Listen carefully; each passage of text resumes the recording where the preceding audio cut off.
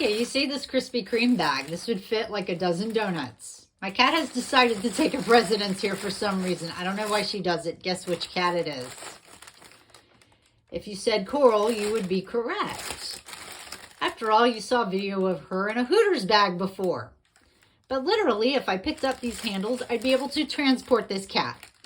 However, if you're a smart person, you would never ever transport a cat in a plastic bag like this for many reasons. Number one, suffocation concerns.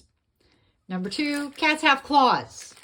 Chances are the cat would maul you, and that plastic is not going to protect you from that. Hi, Tsunami. Hi, sweetie. Do you want mommy to pet you? Hi. Hi. Are you walking off? Okay. Fine then. Apparently she didn't want to be on camera, but hi, Coral. As I was saying, you would not transport a kitty cat like this because first off, they have claws. So the cat would maul you in a heartbeat if you tried to pick them up that way. Another reason is I think it would be inhumane. I mean, if the cat got annoyed, they had to pee, they had to do something, that plastic bag would just fall apart, okay? You'd get attacked, you would feel wetness, you'd certainly smell stuff, it would land on you, so I would not recommend transporting a cat in that way. And it just feels inhumane. I mean, it's a plastic bag. This is a cat. Cats are living creatures. They're not donuts. They're not food.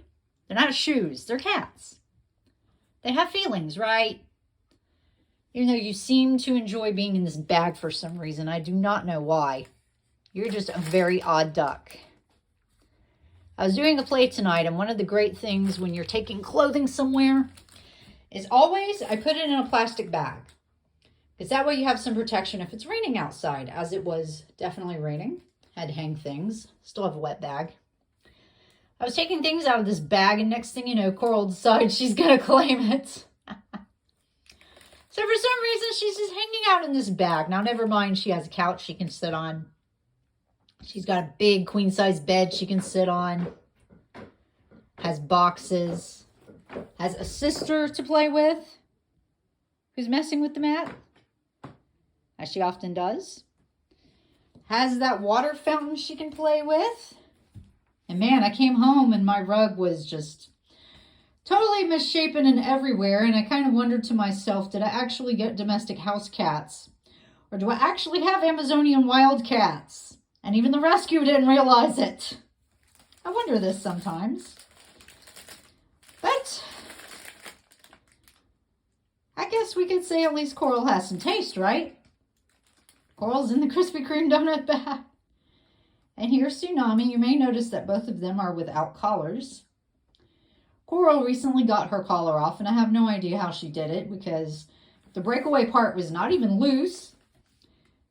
But I just happened to sit on my computer, and I was doing a call, and the cat had hopped up there, and I thought it was Tsunami because she's been without a collar for quite some time. Got it off on her own. And I did not want to be an arbitrary, inconsistent mommy who would let her sister be collarless, but not her. Plus, they are microchipped.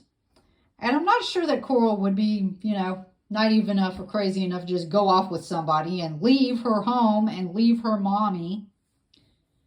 After all, she's very stubborn. If she doesn't want to move from someplace you try to move her, she'll claw you and bite you. I've experienced it firsthand. But meanwhile, she's just here in this bag. I have no idea why. Hey, Coral, why do you want to be in the bag? You are a cat. You are not a box of donuts. You're not a pizza. You're not socks, okay? You're a cat. You're a living creature, and we love you. Mama loves you. Why do you want to be in a bag? I do not understand this cat sometimes. I really don't. I think she kind of needs her own video series. Why does she do such bizarre things? But I guess her being in this bag might be better than her sitting on my spot on the couch when I'm trying to have a meal. Or her sitting at my meal, trying to eat it like it's hers. And this is at a time of night where her sister is usually a little more active, so we may hear Tsunami running around. She has what they call the zoomies at this time of night. Or as my mother would put it, to borrow Doctor Who, it's her moment of having cosmic angst. Oh, Lord, you're going to chew on this now? I bet that's what you're heading for. I don't know. But meanwhile, here's the update on the crazy little cat. Will she ever get out of this bag? That's a good question. I have to get my makeup off, quite frankly, because I just did a show tonight, which went really well.